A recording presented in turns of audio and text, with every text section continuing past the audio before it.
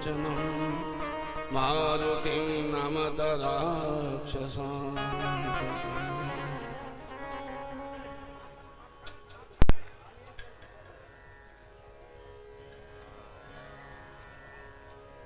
बोलिए वृंदावन बिहारी लाल की जय, वैष्णव बलदेव की जय, सनातन धर्म की जय। धर्म की अधर्म का प्राणियों में विश्व का बोलिए हर हर महादेव।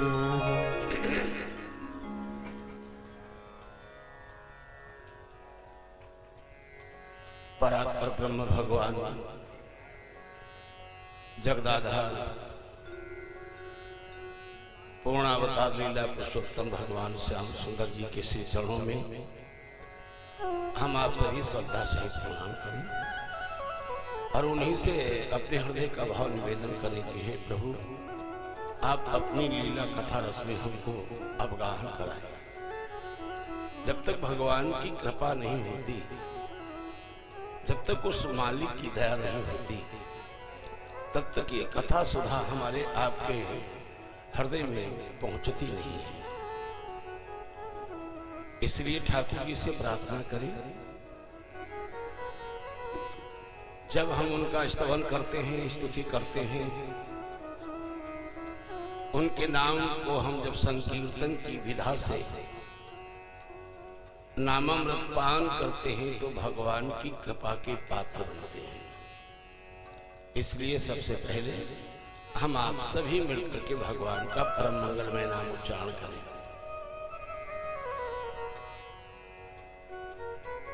सभी को प्रभु का नाम बोलना है।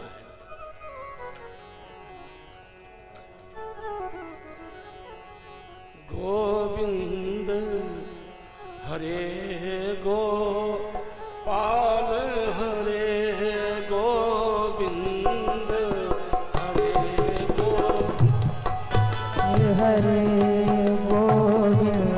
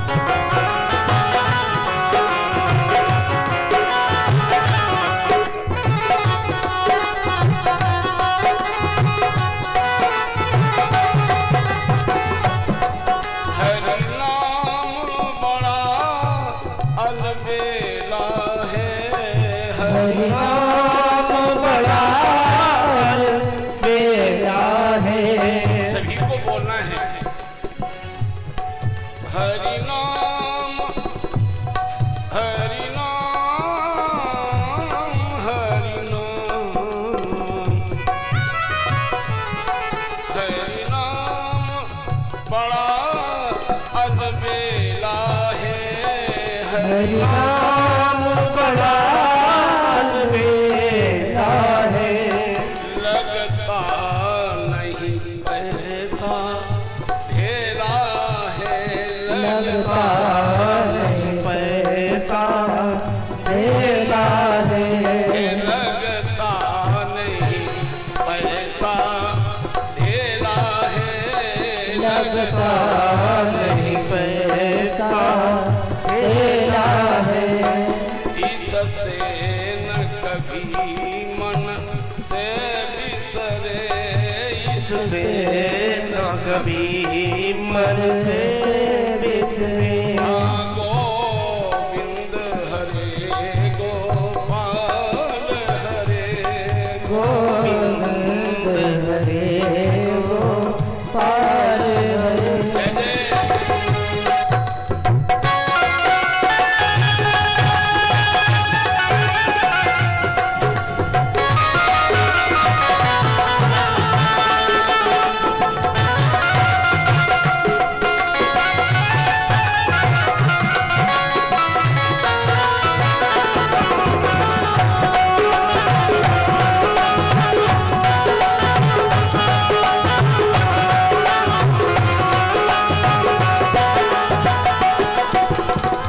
दीन दयाल, दीन दयाल सुनी जब से। प्रभु मैंने सुना क्या दीन दयाल है। दीन दयाल सुनी जब से तब से मोरे मन में ऐसी बसी है। और गुलाम त्यागी दियो, प्रभु तेरे ही नाम की फेंट कसी है। तुम्हें छोड़ मैं जाऊं कहाँ, जैसे जल जाल में मीन फंसी है। ऐसी करो श्याम सुंदर, ऐसी करो जाम लाज रहे, न तुम्हारी हंसी न हमारी हंसी है। गोविंद गोविंद के चरणों में, गोपाल के चरणों में मन को लगाना है। गोविंद हरे गोपाल हरे, हरे गोपाल हरे। जय जय प्रभु दीन दयाल हरे, जय जय प्रभु दीन दयाल हरे। जय जय प्रभु दीन दयाल हरे, जय प्रभु दीन दयाल हरे।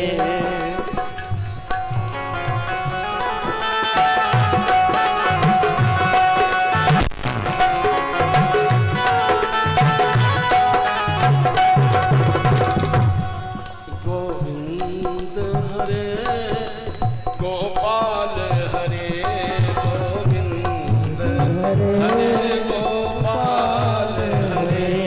जय जय प्रभु दीन दयाल हरे, जय जय प्रभु दीन दयाल हरे।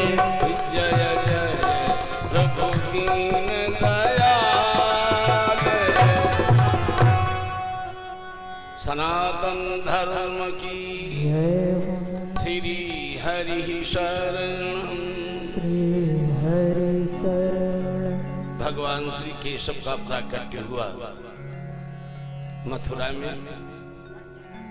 वसुदेव जी के माध्यम से भगवान स्वयं गोकुल पहुंचते हैं और गोकुल में परमानंद है, और जहां से भगवान चले जाते हैं वहां द्वंद्व है। मथुरा में द्वंद्व ही द्वंद्व है। अभी आपने कथा सुना कि मथुरा में कंस को बड़ी चिंता है, कंस के अनुयायियों को चिंता है। कंस ने उतना राणावत, सक्टासुर, बकासुर, अघासुर, रंबासुर, बत्तासुर, जाने कितने असुरों को संगठित करके अपने प्राणों की रक्षा का भार सौंप दिया और पूतना का भगवान ने उद्धार कर दिया। भगवान से ज्यादा कौन दयालु होगा, जो अपने स्तन में कालकूट विष लगा करके आई। भावना कोई पवित्र नहीं थी, लेकिन उसने गोद में लेकर के भगवान को अपना स्तनपान कराया, जिसमें हलाहल कहिए, कालकूट विष कहिए, और उस विष को लगा करके स्तन भगवान के मुख में देती हो, भगवान उसका उद्धार कर देते हैं। श्रीमद् भागवत महापुराण में पूतना का वध नहीं लिखा है, पूतना उद्धार लिखा है। भगवान मां का कितना स्थान देते हैं। व्यास लिखते हैं, बोले अहो बकीयम स्तन कालकूटम जिघासया पायद पेसाध्वी लेभे गतिम धातृच्युतो ततोन्यम कंबा दयालुं शरणं व्रजेम। व्यास जी कहते हैं, भगवान से ज्यादा कौन दयालु होगा। अपने स्तन में जहर लगा करके आई, भगवान को गोद में उठा करके उसने पिलाया। भगवान ने उसके दूध के साथ उसका जहर भी पान किया, और जो मां को पद दिया जाता है, भगवान ने उस पद पर उसको सुशोभित किया है। कंबा दयालु शरणं व्रजेम। ऐसे दयालु को छोड़ करके हम किसकी शरण में जाएंगे। इसलिए भगवान की शरणागति बनाए रखें। भगवान अपने बाल जीवन में ही, अभी नामकरण संस्कार नहीं हुआ, कथा आपने ने सुनी। भगवान भूत भावन शंकर भी बाल स्वरूप का दर्शन करने आए, और इन्हीं भगवान श्री की कथा का आनंद परमहंस भीतरागी श्री सुखदेव भगवान कथा का आनंद स्वयं लेते हैं। जिज्ञासु प्रभु चरण अनुरागी बैरागी परीक्षित को कथा का रसपान कराते हैं। यशोदा मैया अपनी गोदी में एक दिन गोविंद को लिए बैठी, और कर्णावत नाम का असुर, गर्मी के समय में देखा होगा, एक घुमावदार हवा चलती है जिसको चक्रवात कहते हैं। ग्रामीण भाषा में उसे कुछ लोग कहते हैं पवन जा रहा है, कुछ कहते हैं ढंढूरो जा रहा है। भगवान ने सोचा कि ये हमको मारने आ रहा है, और माँ मुझे अपने अंक में लिए बैठी है गोद में। भगवान ने अपने शरीर का वजन बढ़ाया, और यशोदा अपने लाल को खिला रही थी, बहुत आनंद ले रही थी। लेकिन जब वजन असहनीय हो गया तो गोविंद को आंगन में जमीन पर लिटा दिया, और मन में भाव पैदा हुआ, बालक हो लाला हो तो उसे गोद में लिया जाए, इसे पहाड़ को कौन ला जाए। लीलाधर की लीला बड़ी विचित्र है। यशोदा अन्य काम में जाकर के लग गई, और प्राणावर शरीरहीन राक्षस आता है, गोविंद को भी उड़ा ले जाता है। लेकिन मायापति से माया कब तक चलाओ। गोविंद ने उसकी ग्रीवा गर्दन को थाम लिया, तब तक नहीं छोड़ा जब तक उसका प्राणांत नहीं हो गया। जब ऊपर से नीचे आया, तब लोगों ने पहचान पाया, गिरी तो तृणावत नाम का असुर है। भगवान ने उसका वध कर दिया। बोलिए बांके बिहारी भगवान की। सुखदेव जी कहते हैं, बचपन में ही भगवान, अभी नाम का संस्कार नहीं हुआ, एक सकट माने होता है बैलगाड़ी, जो बैलों के द्वारा चलाई जाती गाड़ी, उसको सकट कहते हैं। एक शरीरहीन राक्षस उस गाड़ी पर आकर के बैठ गया। जैसे पहले छप्पर होते थे, मड़ैया होती थी ना, बरसात में ढांचा अलग हो जाता था, पहिया अलग रख दिए जाते थे ताकि गाड़ी खराब ना हो जाए। छप्पर में बंधा हुआ था, उसमें शरीरहीन राक्षस आकर के बैठ जाता है। उसके मन में ये भाव है कि ये गाड़ी हम जब नीचे गिराएंगे तो ये बालक दब जाएगा और दुनिया से विदा हो जाएगा। भगवान ने ऐसी लीला की, अपना बायां पैर तो जहां का तहां रखा, दाहिना इतना बढ़ाया कि वो सकट से टकराया, और सकट में जैसे ही भगवान का चरण लगता है, आकाश की ओर वो सकट जाता है। उसी पर वो बैठा हुआ था राक्षस, दैत्य बैठा हुआ निशाचर। ऊपर से जब नीचे आया तो नीचे हो गया असुर, ऊपर से हो गई वो गाढ़ी। इसी को लोग कहते हैं सत्यासुर, इसका भी वध हो गया। बोली गोपाल भगवान की। याद रखिएगा, मैंने निवेदन किया है आपसे कि मथुरा में भगवान आए, और आनंद कहाँ मिलता है? गोकुल में। थोड़ा इसका अध्यात्म स्वरूप भी देख लें।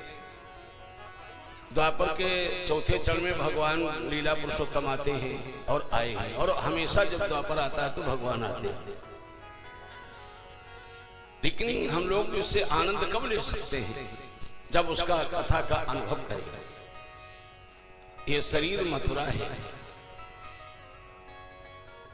इस मथुरा से अनासक्त हो जाओ तो ठीक है, मथुरा में आसक्त हो गए तो गड़बड़ हो जाएगा। इसमें मांस भी है, त्वचा भी है, रक्त भी है, हड्डियां भी है। यमुना की धारा वसुदेव जी पार कराते हैं, भगवान को अपने शीश पर धर कर लाते हैं। यमुना कर्म की धारा है, और नंद जीव है, और यशोदा हमारी आपकी सुंदर मति है। यशोददात यश सा यशोदा, जिसकी मति अच्छी हो जाती है, उस मति के माध्यम से हमारी प्रवृत्तियां बनती हैं, और जब उस प्रवृत्ति में भक्ति का समावेश होता है तभी जीव को शांति मिलती है। आज भी भगवान है तो मथुरा में ही जन्म लिए, लेकिन आनंद गोकुल को ही मिल रहा है। गो माने इंद्रियां, कुल माने समूह। जब तक आत्मा रूपी कृष्ण इस नंद रूपी बाबा के गोकुल में विराजमान है, तभी तक आंखें, कान, हाथ, पैर, मुंह सब क्रियाएं हो रही हैं। ऐसे हमारी भगवान माना कि हमको आपको शिक्षा देते हैं। संसार में जब हम आप आते हैं तो होता क्या है? पहले पूतना ही आती है। संत जन पोतना को अविद्या कहते हैं। गोस्वामी लिखते हैं, भूमि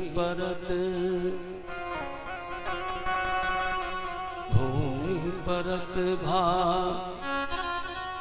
ढाबर पानी, जिमि जीवहि माया लपटानी। भूमि परत भा ढाबर पानी, जिमि जीवहि माया लपटानी। भूमि परत ढाबर पानी, जिमि जीवहि माया लपटानी। भूमि परत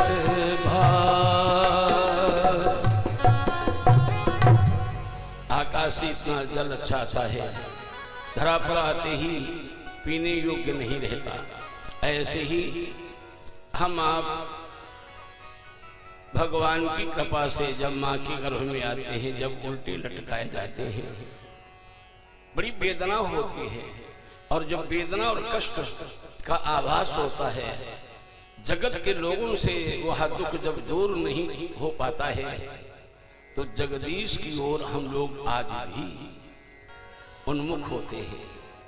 भगवान के सन्मुख होने का प्रयास करते हैं।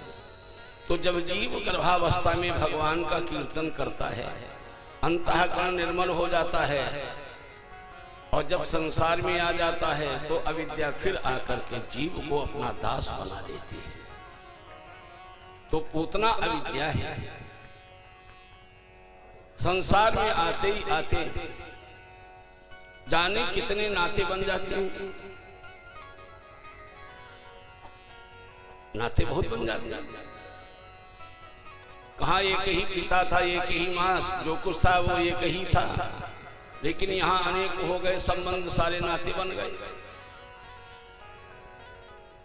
महाराज सुखदेव जी कहते हैं उतना अविद्या का जब भगवान ने काम तमाम कर दिया या अपनी शरण में ले लिया।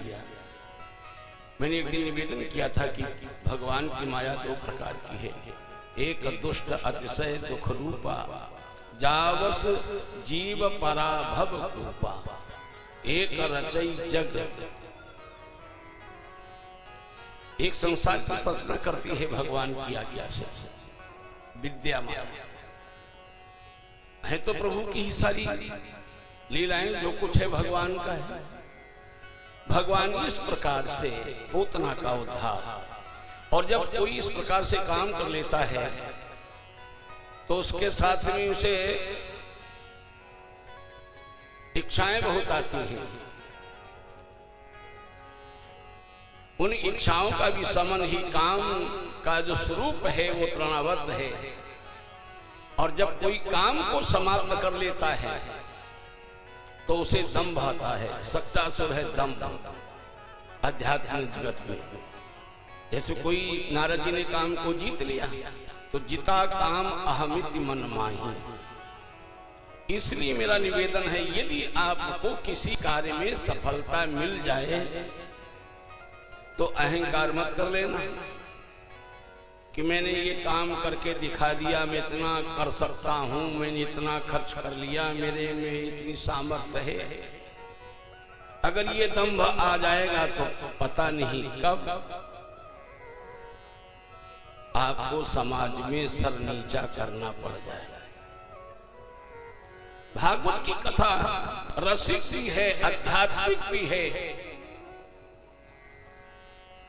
भगवान श्री कृष्ण जब इस प्रकार से अपनी बाल लीला के माध्यम से असुरों का अंत कर रहे हैं, क्योंकि भगवान है भगवंत, जिसका ना आदि है ना मध्य है ना ही है अंत। इसलिए जब हमको आपको मालूम है कि हमारे आपके पास में कितना जीवन शेष है ये किसी को पता नहीं है, तो क्यों न भगवान का भजन कर लो। एक दिन तो ये शरीर छूट ही जाएगा, तुम चाहो या ना चाहो, हम चाहें चाहें या ना चाहें। लेकिन प्यारे, जब हम विदा हो जाएंगे तब दुनिया के लोग कहेंगे कि राम नाम सत्य है। और अभी अगर किसी से कहो कि भगवान का नाम लिया करो, बोले टाइम नहीं मिलता, बहुत काम है, बहुत काम है। संत कबीर ने बहुत बढ़िया भाव लिखा है,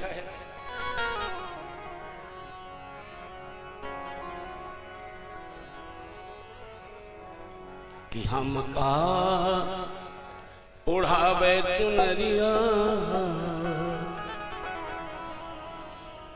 संत कबीर जी क्या कहते हैं, अरे महाराज जी इतनी मिठाइयाँ अभी से लाओगे, हमारे मन में पानी आएगा। ठाकुर जी का भोग लगेगा, हम सोचेंगे कि ठाकुर जल्दी भोग लगे। कि हमका उड़ावे चुनरिया, हाय राम चलती बीरिया, हमका उड़ावे चुनरिया, हाय राम चलती बीरिया, हमका उड़ावे चुनरिया, चलती बीरिया, उड़ावे चुनरिया, चलती बीरिया, चलती बीरिया, चलती बीरिया, चलती बीरिया, चलती बीरिया, हमका जगत के लोगों ध्यान से सुनिएगा। हमका उड़ावे चुनरिया हाय राम चलती बिरिया, हमका उड़ावे चुनरिया हाय राम चलती बिरिया।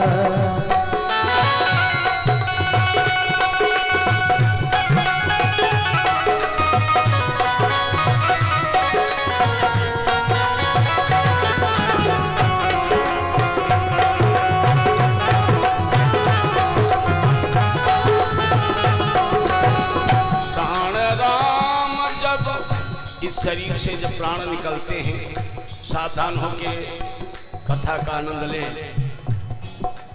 ये प्रसाद भगवान गिरधर के लिए है, गिरिराज भगवान के लिए।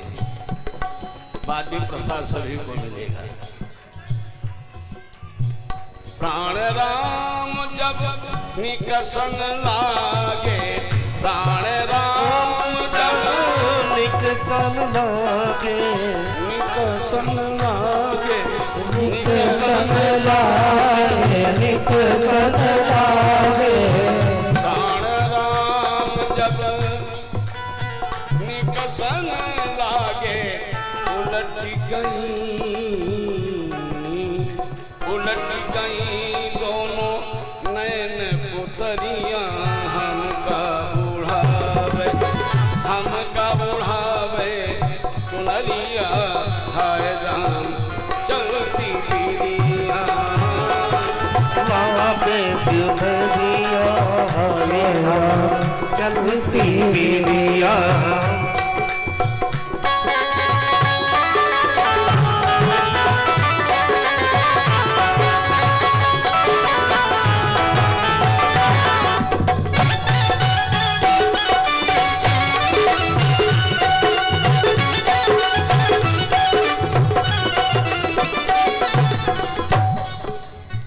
भीतर से जब बाहर लावे, भीतर से जब बाहर लावे, भीतर से जब बाहर लावे, छूट जाए सब महल अटरिया,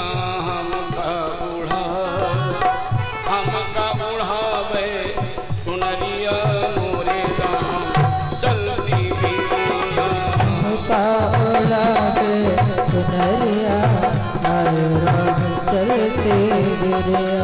जय जय।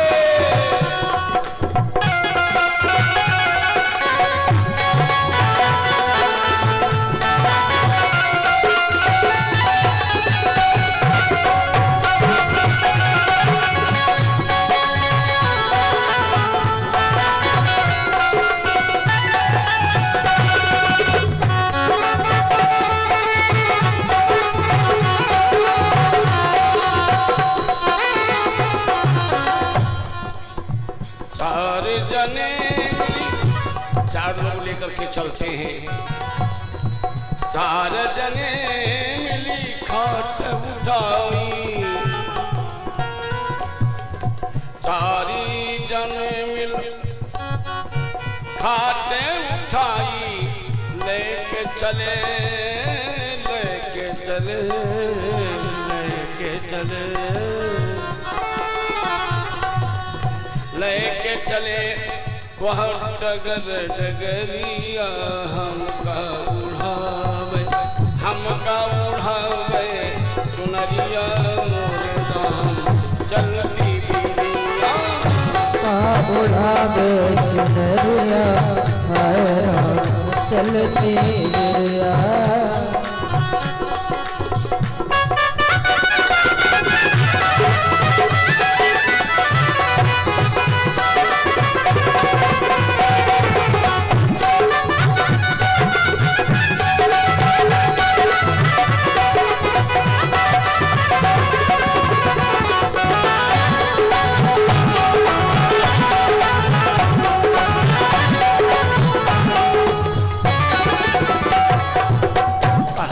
कबीर सुनो भाई साधो,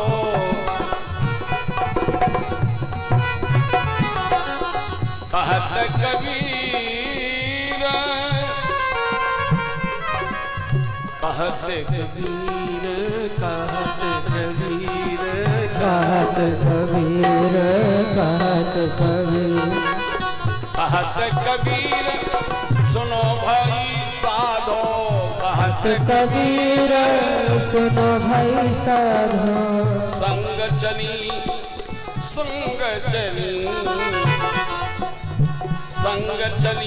वह सूखी लकड़ियां हमका उड़ावे चुनरिया चलती बिरिया हमका उड़ावे चुनरिया हमारा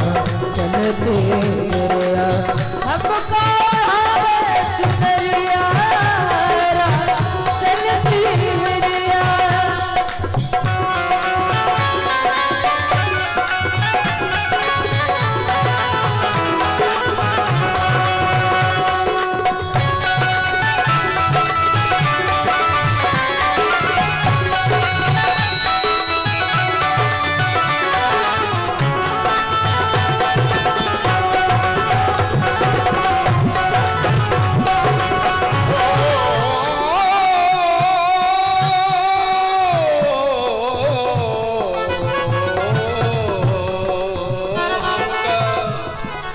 हमका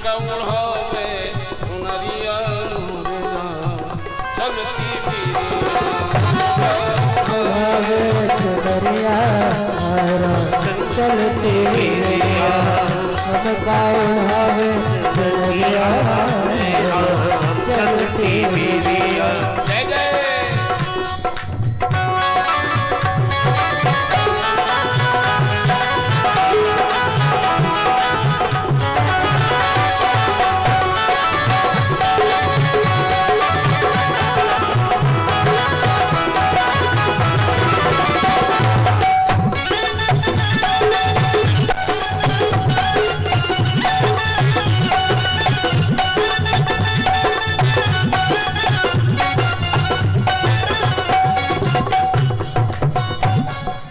गोपाल भगवान की श्री हरि शरणम श्री हरि शरण भगवान श्री बांके बिहारी पोतना का उद्धार त्रणावर्ष सप्ताह का बाद इसके बाद में भगवान का नामकरण संस्कार होता है। एक दिन की बात है, भगवान सुखदेव जी कथा सुना रहे हैं। हे राजन परीक्षित, महाराज वसुदेव जी ने गर्गाचार्य जी से निवेदन किया कि आप ब्रजभूमि में चले जाइएगा, गोकुल में जहां हमारे दो पुत्र हैं उनका नामकरण संस्कार करके हम पर अनुग्रह करेंगे। उस काल के अद्वितीय उद्भट विद्वान थे महाराज गर्गाचार्य जी। गर्गाचार्य जी जैसे ही मथुरा से गोकुल आते हैं तो गोकुल जब नंद के द्वार पर पहुंचे तो उस समय नंद जी पलंग पर बैठे हुए थे, लेकिन जैसे ही अपने दरवाजे पर अनावृत एक सुंदर सुयोग्य विद्वान ब्राह्मण का दर्शन पाया, पलंग से नीचे आकर के हाथ जोड़ करके प्रणाम किया, अभिवादन किया, उचित स्थान दिया, सम्मान दिया। सदाचार जो परिवार में होना चाहिए उसका पालन हुआ। उसके बाद में विश्राम जब महाराज जी ने कर लिया, गर्गाचार्य जी ने हाथ जोड़ करके बाबा नंद ने अपने हृदय की वंदना या प्रार्थना अपने भावों को निवेदन किया है। क्या कहा? तुम ही ब्रह्म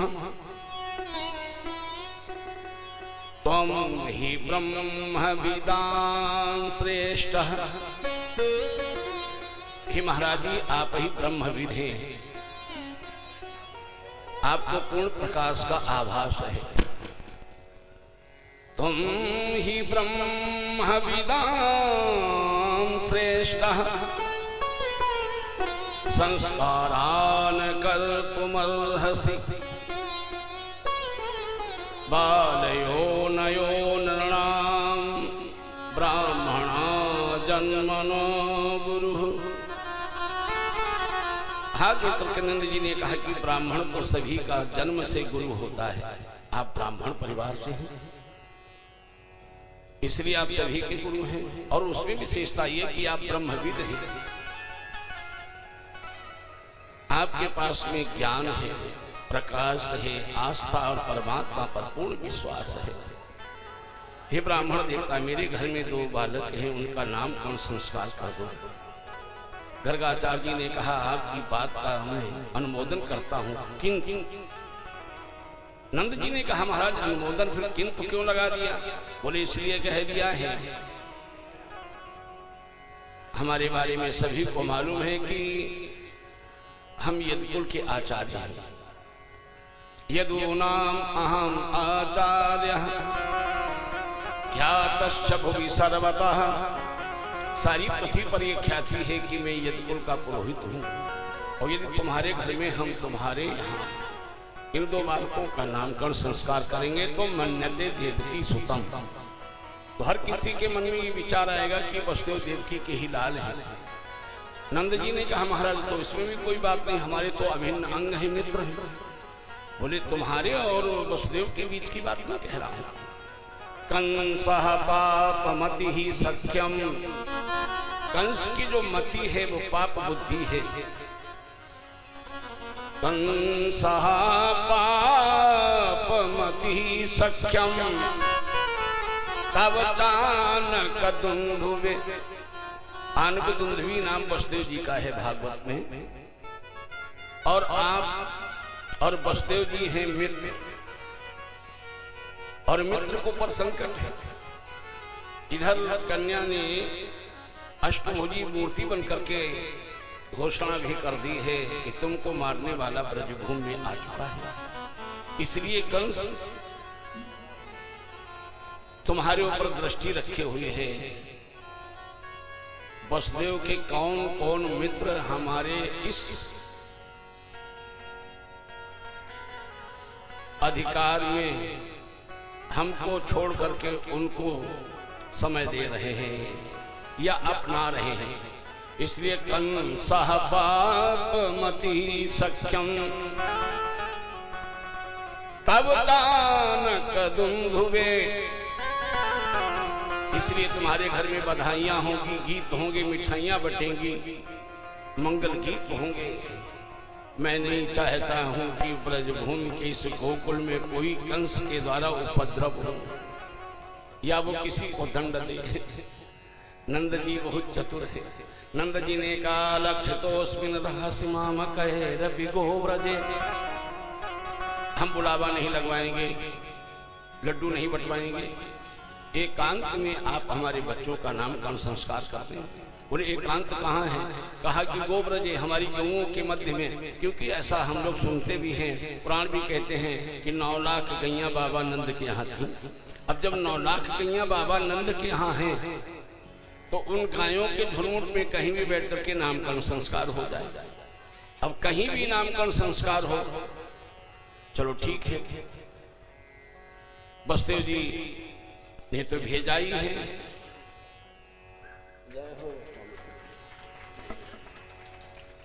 बोलिए भक्तवत्सल भगवान की जय। श्री हरि शरणम, श्री हरि शरणम। सभी मंत्र मुग्ध होकर के बोले, मन अपना ठाकुर जी के चरणों में लगा ले, तभी कथा का आनंद रहेगा। श्री हरि शरणम, श्री हरि शरणम। एकांत में गौशाला में भगवान श्री कृष्ण को लेकर के, यशोदा मैया, रोहिणी बलराम जी को लेकर के, बाबा नंद और गर्गाचार्य जी एकांत में जब पहुंच जाते हैं तो यहाँ एक छोटा सा विनोद संत लोग सुनाया करते हैं। यशोदा ने अपना लाला दे दिया रोहिणी को, रोहिणी का लाला ले लिया अपने गोद में, और आगे बैठ गई यशोदा और कहने लगी महाराज जी लला का नाम रखो।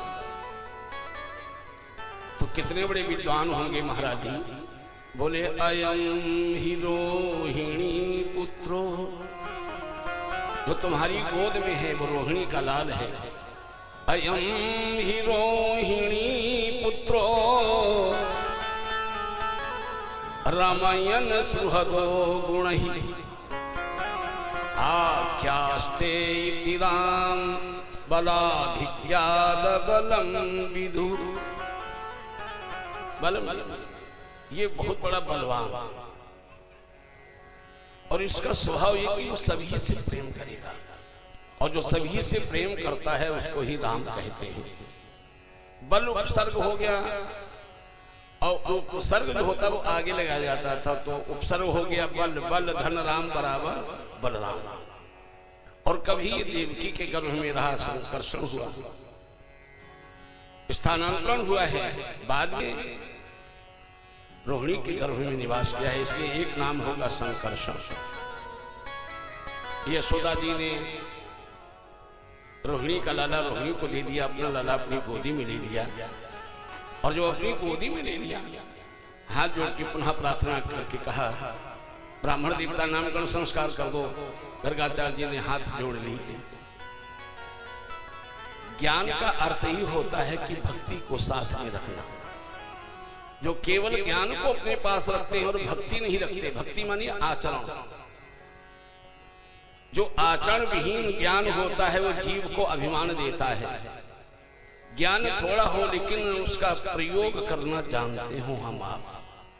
भाषण तो बहुत लंबे चौड़े हैं, उपदेश तो जाने कितने अच्छे हैं, लेकिन स्वयं के कर्म कितने अच्छे हैं ठाकुर जी जानते हैं या वो व्यक्ति स्वयं जानता है। ज्ञान तो सभी के पास है, लेकिन उस ज्ञान को अपने में कौन आचरित कर पाता है, ये बड़ी बात है। गर्गाचार्य जी ने भगवान को पहचान लिया है, बोले हम इनका नाम नहीं रख पाएंगे। बहूनि संति नामानि रूपाणि च सुतस्यते गुण कर्मान रूपाणि ताने हम वेदनो जनः। वेद भी जिनका पार नहीं पाते हैं और हम तो संसार के कोई जीव हैं, हम इनके बारे में इनकी महिमा क्या बता पाएंगे कि इनका नाम क्या है। और आजकल तो देखा होगा लोग अपने को स्वयं भगवान कहते हैं। हाँ, थोड़ा सम्मान मिला कि बस भगवान हो गया। अरे भाई चलो शिष्य गुरु को भगवान कहे वो तो ठीक है, और गुरु स्वयं कहे हम गुरुदेव भगवान है तुम्हारे। वाह वाह, ये कहाँ का न्याय है। गर्गाचार्य जी कहते हैं बहूनि संति नामानि, इनके बहुत नाम है। रूपाणि च सुतस्यते, सुतस्य बहुरूपाणि, तुम्हारे लाल के बहुत से रूप हैं। गुण कर्मान रूपाणि, इनके गुण और कर्मों को कोई बता नहीं सकता। जो कुछ करता है कौन करता है? मेरा मालिक करता है, परमात्मा करता है। इसलिए हम इनका नाम नहीं रख पा रहे। यशोदा मैया कहते हैं देखो ब्राह्मण बाबा, हम आपके पैर लगते हैं। मेरा लाला एक तो बुढ़ापे पे हमें मिला, और वो भी बिना नाम का होगा तो पता नहीं समाज में क्या क्या लोग कहेंगे। इसलिए मैं आपकी शरणागति लेती हूँ, आप बता दें क्या नाम है। बोले हमारी मति में जो आ रहा बता दूं? बोले बता दो। शुक्लो रक्तस्तथा पीत इदानीं कृष्णतां गतः। शुक्ल रक्त पीत इनके पूर्व अवतार हुए हैं। इदानीं माने इस समय, कृष्णतां गतः काला रंग लेकर के आए हैं, इसलिए इनको कृष्ण कहेंगे। और अपने से बड़े का नाम लेते तो श्री तो लगा ही देते, श्री कृष्ण नाम हो। जैसे कोई बालक पैदा हो, ब्राह्मण देवता नाम कुछ रखे, लेकिन रंग देख कर लोग कहते हैं ये भूरे हैं, ये काले हैं। कई नाम है करु, कई भूरे, ये कोई नाम नहीं। अच्छा ईमानदारी से बताइए, भगवान का नाम कौन बता सकता है कि भगवान का नाम क्या है? ईश्वर का नाम भक्ति की भावना के आधार पर होता है। भगवान तो प्रकाश है, जिसकी दृष्टि में जैसा आता है और जो रूप उसे भाता है वो उसी नाम को भगवान को संबोधित करने लगता है। ईश्वर सर्वव्यापक है, सारे रूप उसी के, सारे नाम उसी के, सारे काम उसी के हैं। जिसे नाम रूप जो अच्छा लगता है उसी नाम रूप का दीवाना हो जाता है।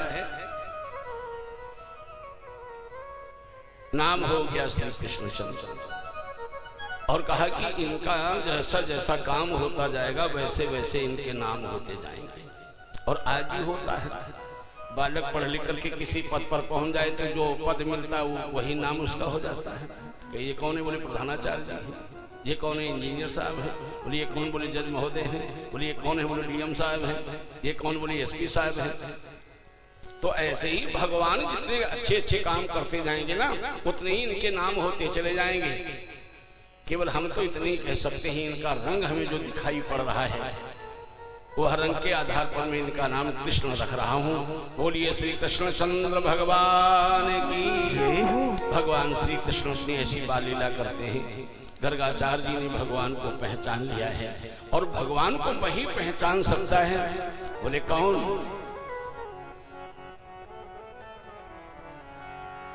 कि सो जानहि जेहि देहु जनाई, सो जानहि जेहि देहु जनाई, सो जानहि जेहि देहु जनाई, जानहि जेहि देहु जनाई, सो जानहि जेहि देहु जनाई, सो जानहि जेहि देहु जनाई। जानत तुम ही हुई जाई, सो जानहि जेहि देहु जनाई, सो जानहि जेहि देहु जनाई।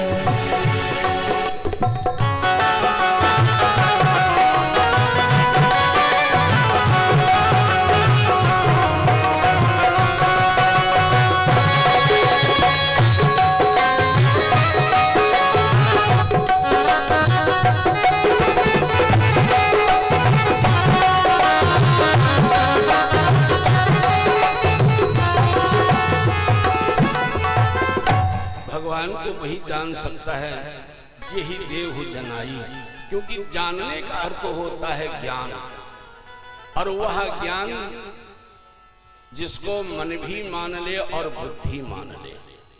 जहां बुद्धि और मन अंतःकरण समर्पण भाव में पहुंच जाए, हमारा रोम रोम जब पुलकित होकर के प्रभु की शरणागति ले ले, उसी का नाम ज्ञान है। केवल गाल बजाना ही ज्ञान नहीं है। गर्गाचार्य जी भगवान का दर्शन पाकर के धन्य हो जाते हैं। कब भगवान रीझ जाएं कोई पता नहीं है। पुरोहित कर्म करते करते करते करते कितने जीवन व्यतीत हो गए होंगे, तब जाके कहीं भगवान की कृपा की किरण के पात्र बन पाए, और आज एक ब्राह्मण को भगवान का अनुभव हो गया। अनुभव गम में भजहि जी संता। भगवान अनुभव का विषय है, वाणी का विषय नहीं है। जो आनंद हमको आपको प्राप्त होता है वो आनंद का अनुभव तो हो सकता है, लेकिन वाणी से व्यक्त नहीं हो सकता। जैसे गूंगे को मिठाई खिलाओ और उससे पूछो कैसा स्वाद है, क्या बता पाएगा? क्यों भाई परीक्षित जी? फिर पूछो कैसा स्वाद है, ऐसे ऐसे करेगा, है हिलेगा डुलेगा, हाथ पैर चलाएगा, इन्हीं वो बताएगा कि हमें आनंद आ रहा है, लेकिन कैसा आ रहा है ये नहीं बता सकता।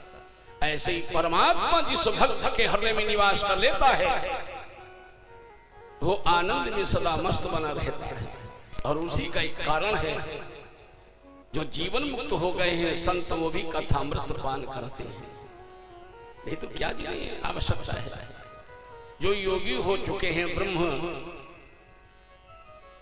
में तादात्म्य या तदाकार की वृत्ति में पहुंच गए हैं, जो जीवन मुक्त हो गए हैं, लेकिन वो भी भगवान की कथा का आनंद लिया करते हैं, कथा का रसपान किया करते हैं। इसीलिए कहा जाता है जीवन मुक्त महामुनि जेऊ, जीवन मुक्त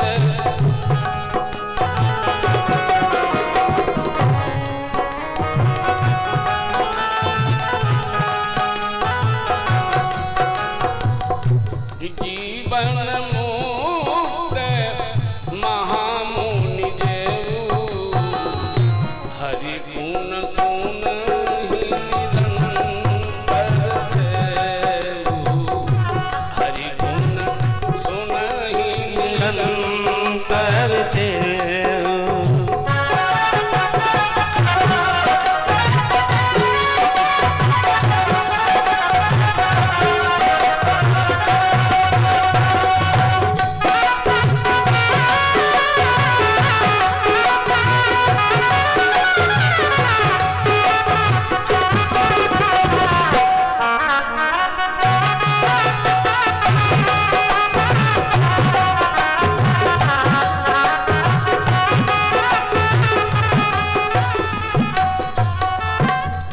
भगवान की कथा का अमृत पान करें। इसी भागवत में आता है कि गोविंद से अधिक गोविंद के नाम का रस भक्त को भाता है। जो श्रीमद् भागवत कथा कहती है वही श्री राम कथा भी कहती है। कहाँ लगी नाम बढ़ाई राम न सकहीं नाम गुण गाई। आगे कथा आएगी रास पंचाध्याय में, जिस समय गोपियां भगवान श्री श्याम सुंदर के विरह में व्याकुल होती हैं तो भगवान श्री कृष्ण को एक कोने में खड़ा कर देती हैं। तब कहती हैं तब कथामृतम तप्त जीवनम कविभिरीडितम कल्मषापहम। हे गोविंद तुम